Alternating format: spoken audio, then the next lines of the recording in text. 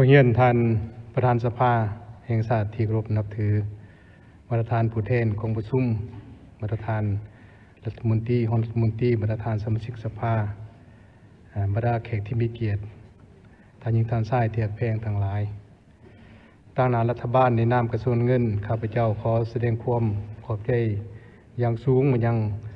สภาแห่งชาติก็คือสมาชิกสภาแห่งชาติที่ได้เอาใจใส่สุขอยู่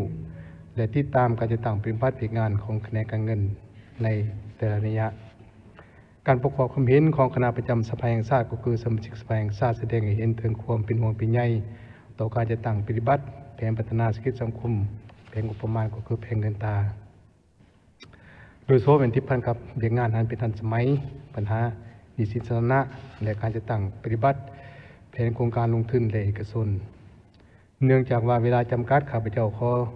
ชี้แจงบางปัญหาแบบสังร่วมประกอบมี4คำถามตามแจงการของห้องว่าการสภาแห่งชาติฉบับวิธี191ลงที่6กรกฎส่วนคำถามอื่นที่ติดพันจะได้ส่งคำชี้แจงเป็นในลักษรดื่มคำถามที่1การคุ้มครองเก็บและรับงบประมาณโดยการหันเป็นทันสมัยมีความคืบหน้าขอยุ่งยากและปัญหาคงค้างขึ้นใดจะมีมาตรการแนวใดแก้ไขปัญหาดังกล่าวให้สำเร็จตามแผนการขอชี้แจงดังนี้เนาะในยากรการหันเก็บและรับเป็นทันสมัยเนาะส่วนใหญ่ยังเก็บและรับก็เป็นเงินสดนั่นแหละโดยเฉพาะแม่นอยู่ขันท้องถิ่นภายหลังกระทรวงเงินได้ซุ้มใส่การหันเป็นทันสมัยนับแต่ปี2020เป็นต้นมาบวกกับการจะตั้งปฏิบัติแมลงศาสตร์โดยการแก้ไขความยุ่งยากทางด้านเศรษฐกิจการเงินโดยเฉพาะคำสั่งเลขที่18/นย และดำรัสเลขที่205หอดปัจจุบันอัตราส่วนการจัดเก็บและรับผ่านระบบธนาคารเครื่องมือทันสมัยอื่นรวมเอา95%และเก็บเป็นเงินสดมีเพียงแต่5%ของรายรับทั้งหมดยิงตามวิสัยทัศน์หอดปี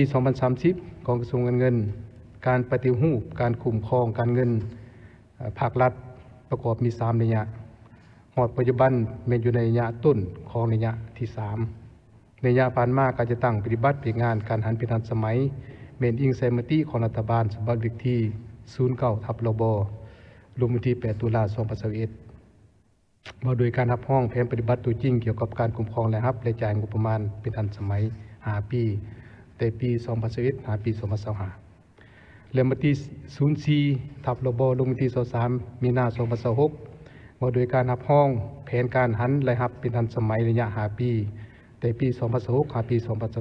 2030ประกอบมี5แผนเวียกจุดสูมและ55นายเวียกที่สำคัญในนั้นเป็นการพัฒนาใหม่23นายเวียกยกระดับ22นายเวียกและพันขยาย10นายเวียกกระทรวงเงินได้กำหนดขาดหมายผลสำเร็จในแต่ละปีคือปี2026เนี่ยให้สำเร็จได้ 25% และปี2027ในสำเร็จนี่ 60% และปี2028ได้ 80% ปี2029ได้ 95% และปี2030ขาดหมายสำเร็จ 100% ทางการจะตั้งปฏิบัติในระยะ6 เดือนต้นปีสามารถตีราคาผลสำเร็จการปฏิบัติบรรดาแผนเวียกจุดสูมดังกล่าวได้ 12% ของแผนปี2026และสามารถสำรวมผลสำเร็จของข้างและมาตรการจะตั้งปฏิบัติดังนี้อันที่1ผลสำเร็จเนาะปณิเบื้องรายรับเนาะ1ในการพัฒนาระบบคุ้มครองรายรับการส่งออกนำเข้าสินค้าเครื่องของระยะผ่านมาคะแนนภาษีได้มีการนำใส่หลายโมดูลกระจายกระจายจึงได้ยกระดับและหันมานำใส่ระบบภาษีทันสมัยรวมศูนย์ที่เป็นการร่วมศูนย์บรรดาโมดูลทั้งหมดให้สามารถแลกเปลี่ยนข้อมูลแบบอิเล็กทรอนิกส์หลีกเลี่ยงการป้อนข้อมูลที่ซ้ำซ้อนช่วยให้ผู้ประกอบช่วยผู้ประกอบการมีความสะดวกในการแจ้งภาษีล่วงหน้าและก็เจ้าหน้าที่ภาษีสามารถดำเนินการกวดกาการบริหารความเสี่ยงก่อนสินค้ามหดานและดำเนินการกดปล่อยสินค้าได้ไวและการหันเป็นทันสมัยของคะแนนภาษีสามารถเก็บและรับได้เพิ่มขึ้นอย่างต่อเนื่องในระยะ3 ปีผ่านมาเทียบระยะเดียวกันเฉลี่ยปีละ 34% เนาะปัจจุบันนำใส่อยู่นครหลวงเวียงจันทน์ และจะพันขยายไปในขอบเขตตัวประเทศเป็นการหันเป็นทันสมัยคุ้มครองเก็บเลยครับสื่อสากรเนาะภายหลังการพันขยายและนำใส่ระบบคุ้มครองเก็บเลยครับสื่อสากรที่มีบรรดาหูหน่วยวิสาหกิจหลายกว่า195,000หูหน่วยเหตุให้สามารถคุ้มครองติดตามเก็บเลยครับผ่านระบบได้เพิ่มขึ้น251%เทียบใส่ก่อนการนำใส่ระบบหรือเพิ่มขึ้นเฉลี่ยหลายกว่า20%ในแต่ละปีการเก็บอากรจากการขายอิเล็กทรอนิกส์โดยเฉพาะเป็นการลงทะเบียนของหัวหน่วยที่บ่มีที่ตั้งผู้นำเนาอยู่ประเทศลาวเป็นต้นเป็น Microsoft บ่ Facebook YouTube Netflix และอื่นๆที่เริ่มจะตั้งปฏิบัตินับแต่ท้ายปี2014เป็นต้นมาสามารถเก็บและรับได้ประมาณ12ล้านดอลลาร์ก็ได้สำเร็จการพันขยายระบบคุ้มครองใบเก็บเงินอากรอิเล็กทรอนิกส์อยู่4แขวงเป็นต้นในแขวงเวียงจันทน์แขวงหลวงพระบางแขวงจำปาสักและนครหลวงเวียงจันทน์สามารถเก็บและรับเพิ่มขึ้นได้25ตื้อกีบถ้าหากสามารถพันขยายและนำใช้อย่างเป็นระบบกับทุกหัวหน่วยธุรกิจเฮ็ดให้รายรับของท้องถิ่นเพิ่มขึ้นและเกินแผนทำเป็นการปรับปรุงการถือบัญชีที่ถูกต้องและเป็นเงื่อนไขให้หัวหน่วยธุรกิจเข้าถึงสินเชื่อผ่านกองทุน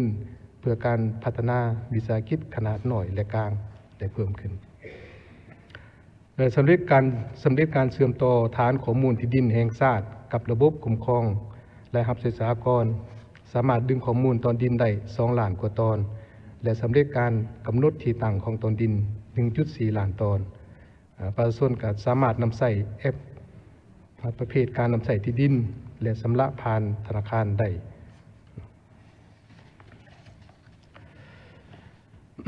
บริการเก็บค่าธรรมเนียมในค่าบริการในระบบกองทุนแบบรวมศูนย์เนาะการพัฒนาระบบดังกล่าวสามารถ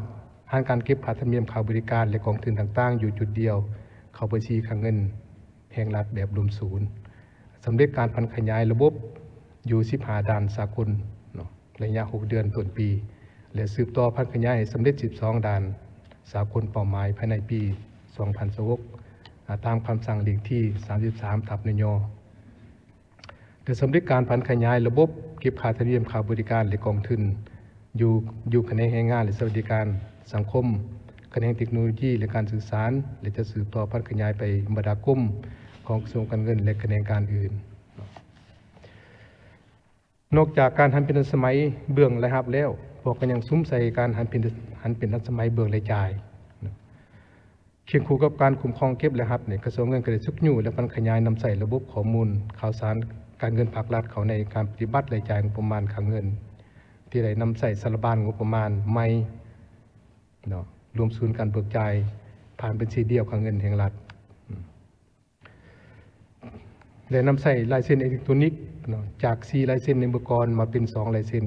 และลดพรขอดขันการเบิกจ่ายงบประมาณแห่งรัฐจาก22ขั้นตอนเหลือเพียง9ขั้นตอนปัจจุบันสำเร็จการพัฒนาระบบดังกล่าว ไปนครหลวงเวียงจันทน์แขวงและกำลังสืบต่อพัฒนาไปบรรดาของการขันเมืองให้สำเร็จในขอบเขตตัวประเทศภายในปีนี้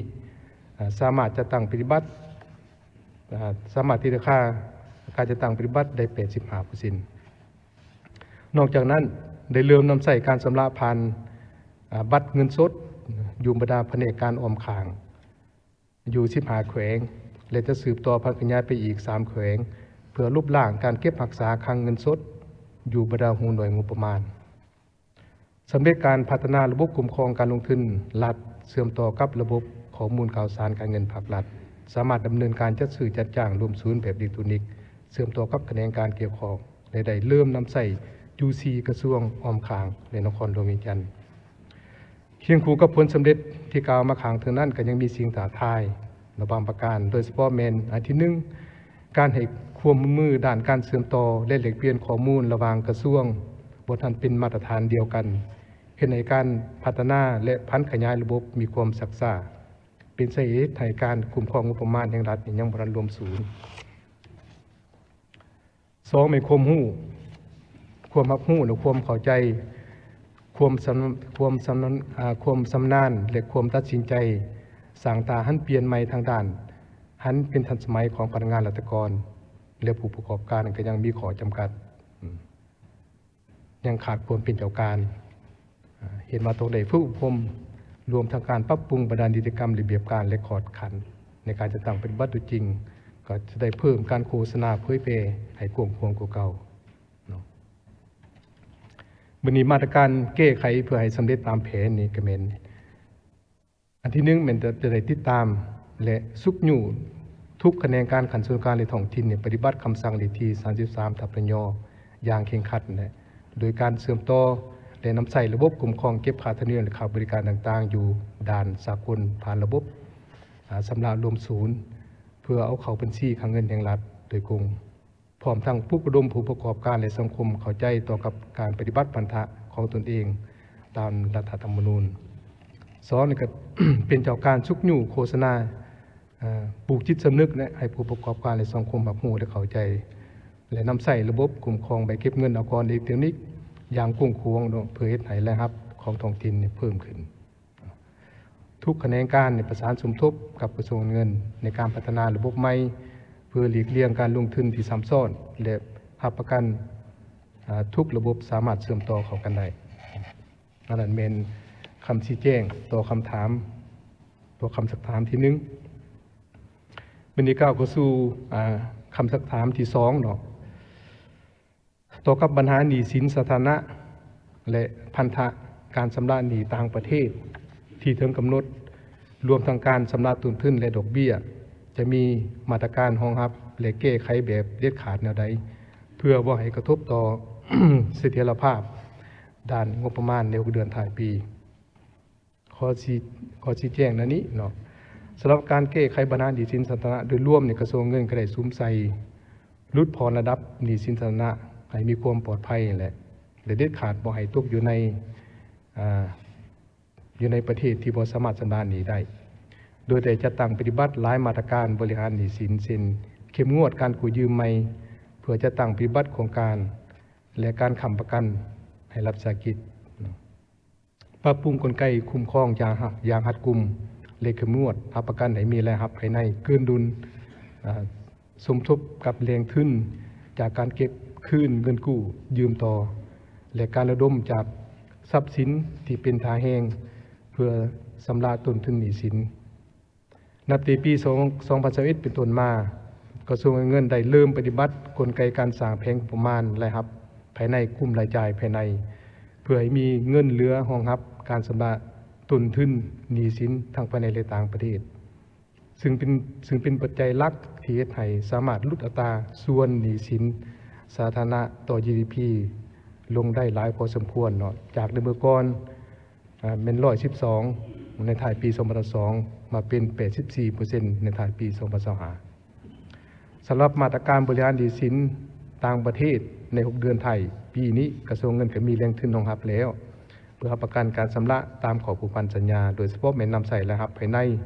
จำนวน 6,649 ตื้อกีบนอกนั้นยังจะต้องได้ระดมเพิ่มจากการออกพันธบัตรผ่านตลาดหลักทรัพย์ลาวและพันธบัตรต่างประเทศจำนวนหนึ่ง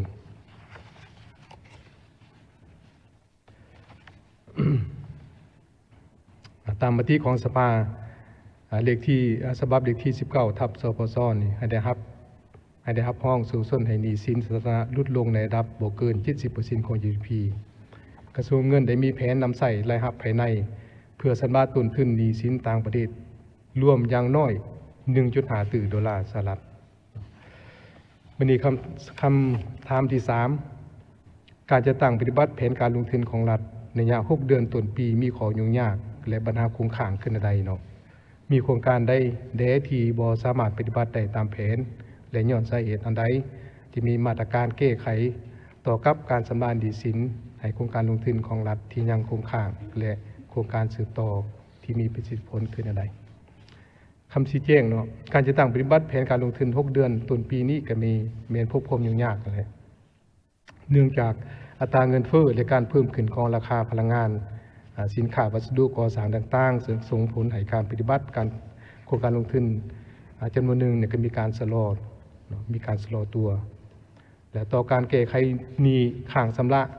โครงการหนี้สินนี้ และโครงการสืบต่อนี้ในปี2026ได้ขึ้นแผนชำระในจำนวน 1,773 ตื้อกีบในนี้กับแผนประจำปีเป็น973 ตื้อกีบและนโยบายแก้ไขหนี้สินแบบมีส่วนลด800 ตื้อกีบแต่ว่าแต่เห็นว่าก็ยังบ่เพียงพอและต่อการแก้ไขหนี้สินเนาะสำหรับมาตรการแก้ไขมีดังนี้เนาะ อันที่1แม่นจะได้ซุ้มใส่คนขั้วแรงทึ้นและสำระจากหลายแรงที่เป็นต้นแม่นเงินเกินแผนแรงอื่นๆและเพิ่มงบประมาณลงทุนให้มีจังหวะเพิ่มขึ้นตืมในแต่ละปีตามความสามารถของงบประมาณในแผนปีจาก 9,500 ตื้อในปี2026มาเป็น 24,000 ตื้อในปี 2030แล้วคนขั้วแก้ไขด้วยการออกพันธบัตรหันการลงทุนในรูปแบบภาครัฐและเอกชนและ BOT หลายขึ้นก็มีจำกัดหรือยุตินี่โครงการใหม่นี่โดยผ่านการเลือกเฟ้นเอาโครงการที่มีความจำเป็นแท้และนอนอยู่ในโครงการระดับชาติแต่ดำเนินกระบวนการจะตั้งปฏิบัติในมาตรฐานอันนี้เป็นบางมาตรการใหญ่ๆที่จะต้องได้มีการแก้ไขร่วมกันเนาะบัดนี้คำถามที่4รัฐบาลจะมีกลไกมาตรการ และวิธีการในการติดตามกวดกาคุณภาพของโครงการลงทุนเอกชนแนวใดโดยเฉพาะในการเซาสัมปทานที่ดินเพื่อสำรวจกุศลและปรุงแต่งเหตุธาตุการสร้างตัวเมืองอัจฉริยะการสร้างเขตเศรษฐกิจพิเศษนิคมอุตสาหกรรมเพื่อรับประกันว่าการลงทุนของรัฐจะสามารถสร้างผลตอบแทนทางเศรษฐกิจและเก็บและรับได้ถูกต้องสอดคล้องตามกฎหมายหรือนิติกรรมใต้กฎหมายข้อชี้แจงอันนี้เนาะสำหรับคำถามที่มันจะมีการผัวพันกับหลายแขนงการหลายภาคส่วนแต่ว่าข้าพเจ้าก็สิลงลึกที่มันติดพันกับเรื่องการค่าเช่าและค่าสัมปทานนี้เพื่อสำรวจที่มันติดพันกับเรื่องการขุดค้นและปรุงแต่งเหตุธาตุนี่ถือว่าได้มีกลไกมาตรการและวิธีการติดตามกฎกาโครงการแนวใดเนาะเรื่องปัญหาที่ติดพันกับเมืองอัจฉริยะเขตเศรษฐกิจเป็นต้องได้ถูกต้องที่สอดคล้องและ กับกฎหมายหรือนิติกรรมเนาะและมอดปัจจุบันนี้โครงการสัมปทานบริเฮที่ศูนย์กลางอนุมัตินี่มี407โครงการมีรายรับจากการ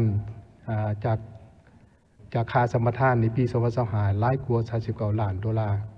แต่ในก็ตามเห็นว่ารายรับจากค่าเช่าสัมปทานยังบ่ทันสมคู่กับความเป็นจริงนั่นแหละด้านหนึ่งเห็นว่าการเก็บกรรมฐานข้อมูลนี่อนุญาตเนื้อที่สัมปทานและการเก็บเลยครับยังบ่มีฐานข้อมูลรวมศูนย์ผ่านระบบกลุ่มครองฐานข้อมูลทันสมัยเฮ็ดให้ทั้งศูนย์กลางและท้องถิ่นยังมีรายรับหัวไหลมีเนื้อที่ซับซ้อนฉะนั้นตอนนี้มีการเชื่อมต่อฐานข้อมูลกับระบบของแขนงการเงินนี่เพื่อประกันการลงทุนของรัฐสามารถสร้างผลตอบแทนเศรษฐกิจและเก็บและรับได้ถูกต้องสอดคล้องตามกฎหมายนี้กระทรวงเงินก็ได้ดำเนินการจะตั้งปฏิบัติมาตรการกวดกาคุณภาพแห่ธาตุก่อนการส่งออกอยู่บรรดาด่านเป้าหมายเห็นว่ายังมี2วางหลายด้านที่จะต้องได้หีบห่อนปรับปรุงได้แก้ไขโดยเฉพาะเป็นการแจ้งบ่ถูกต้องกับตัวจริงด้านประเภทแห่ธาตุปริมาณน้ำหนักความเข้มข้นด้านคุณภาพของแห่ธาตุและแห่ติดพันธุ์ในเวลาส่งออกเฮ็ดให้มี2วางหัวไหลและด้านรายรับอย่างลงหลายแหละต่อกับปัญหาดังกล่าวนี้กระทรวงเงินกำลังพัฒนาขยายสร้างตั้งของกฎการคุณภาพแห่ธาตุก่อนการส่งออกในทุกด้านพร้อมทั้งจะสืบต่อกับแขนงการอุตสาหกรรมและการค้าและปรับปรุงกลไกและมาตรการกฎการคุณภาพแห่ธาตุอยู่ปากบ่อตื่นพอผ่านการจะตั้งปฏิบัติตัวจริงพอก็เห็นได้ว่าทางด้านปริมาณกับบ่ถือน้ำหนักกับบ่ถือและประเภทแห่ส่งออกกับบ่ถือกับการอนุญาตอันนี้ได้เห็นตัวจริงคือนั้นอันนี้เห็นว่าพวกเฮานี่สูญเสียแล้วครับตัวนี้ก็หลายเนาะเสียแล้วก็หลายส่วนต่อไปนี่พอจะได้ปรับปรุงกลไกประสานสมทบกับแขนงการเก็บของนี่ตื่มเนาะ อันนี้เป็นบางคำชี้แจงของข้าพเจ้าตามคำถามเจ้าทีมของสภาแห่งชาติที่ได้ส่งมาเป็นลายลักษณ์อักษรทั้งหมดนั้นเป็น ฉะนั้นครับปัญหาใดที่ยังบ่จ่าแจ้งที่ต้องการให้ชี้แจงเพิ่มเติมก็ขอให้มาตรฐานมีคอมเมนต์เติมเนาะขอบใจ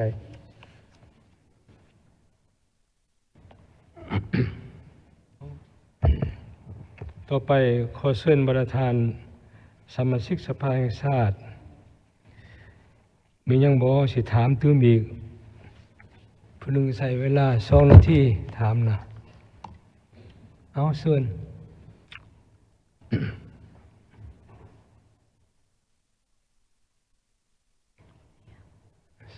ให้ยกมือก็ได้เด้อเอาได้เชิญได้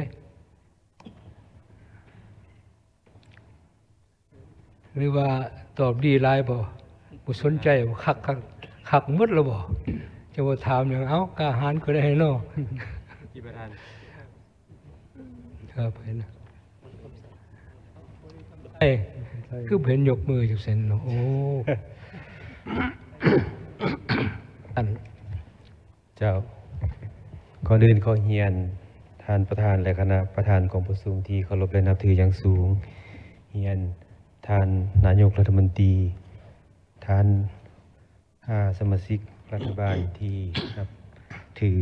เฮียนประธานสมาชิกสภาแห่งชาติที่นับถือและแขวงข้าพเจ้าชื่อสายทองพรหมวงศ์สมาชิกสภาแห่งชาติประจำเขตเลือกตั้งที่11แขวงบุรีคำไซขออนุญาตมีบางคำถามจอจิ้มจังซี่เนาะโดยรวมก็เห็นดีเป็นกระภาพต่อกับการชี้แจงของท่านรองนายกรัฐมนตรีกระทรวงการเงินไปแล้วนั้นเพียงแต่ว่าอยากสืบต่อจอจิ้มที่ติดพันกับบางเนื้อไหนเกี่ยวข้องกับการสืบต่อเสริมขยายเนาะสร้างความเข้มแข็งให้แก่งบประมาณแห่งรัฐพวกเราและเนาะเพราะว่าก็ที่มีแผนในการปรับปรุงกฎหมายเนาะว่าด้วยงบประมาณนั้นเนาะหนึ่งในนั้นมันติดพันกับการสร้างคลังสะสมแห่งรัฐเนาะก็เห็นดีว่าทางเบื้องกระทรวงเนาะก็ได้มีความพยายามในการเก็บและรับเนาะให้เพิ่มขึ้นแล้วก็จัดสรรใส่บวงรายจ่ายต่างๆแต่ว่าพวกเราก็ได้มีการโอกาสไปเยี่ยมยามโรงงานหลอมกันโลหะเนาะเพิ่นก็ได้เว้าถึงเรื่องของการสร้างคลังสะสมด้วยการซื้อคำเนาะเป็นคลังสะสมจังซั่นท่านจะทราบว่าทางเบื้องกระทรวงเกี่ยวข้องก็คือทางรัฐบาลเนาะมีแผนการอะไรนอกจากเก็บเอาตื่นมาอีกนึกได้บอกครึ่งนาทีได้ขอบใจท่านประธาน10 วิเอาเชิญนอกจากเก็บและรับเพื่อจัดสรรให้แก่รายจ่ายในปัจจุบันแล้วเนาะทางรัฐบาลมีแผนการอะไรในการเก็บและรับเพื่อแบ่งปันและสะสมเข้าคลังสะสมแห่งรัฐโดยเฉพาะการซื้อวัตถุแห่โลหะคำเงินที่มีค่าเพื่อป้องกันความเสี่ยงในต่อหน้าจะขอบใจขอบใจเอาอีกเชิญท่านหนึ่งเอาเชิญเลยเอาเชิญขอเฮียนประธานเสนอชื่อตัวเองเคารพอย่างสูงข้าพเจ้าจันทสุรินทร์มันประดิษฐ์สสสเขต3ลงนำท่าขอเฮียนถามรัฐบาลเนาะเกี่ยวกับการเก็บทาแห้งบ่มซ่อนเกี่ยวกับค่าเสาสัมปทานสำหรับเขตเศรษฐกิจพิเศษหรือว่าเขตเศรษฐกิจเฉพาะเนาะเพราะว่าองค์การกฎสอบได้รายงานต่อสภาสุทธิเก่าหันก็ถือว่ารัฐพวกเฮายังเข้าบ่ได้เนาะเกี่ยวกับการคุ้มครองการเก็บค่าเสาสัมปทานนั้นเนาะฉะนั้นอยากเสนอถามรัฐบาลว่าจะมีวิธีการแก้ไขขึ้นอะไรเนาะขอถามนั้นเอาขอบใจเนาะเอาเสื้อในทานหนึ่ง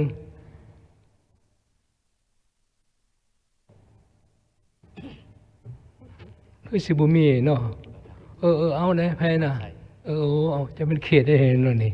เสนอชื่อนี่เลยเด้อเสนอชื่อเสนอเขตเลือกตั้ง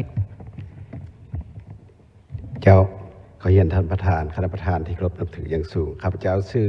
สายเพชรจันทิสอนสมาชิกสภาแห่งชาติเขต11ขออนุญาต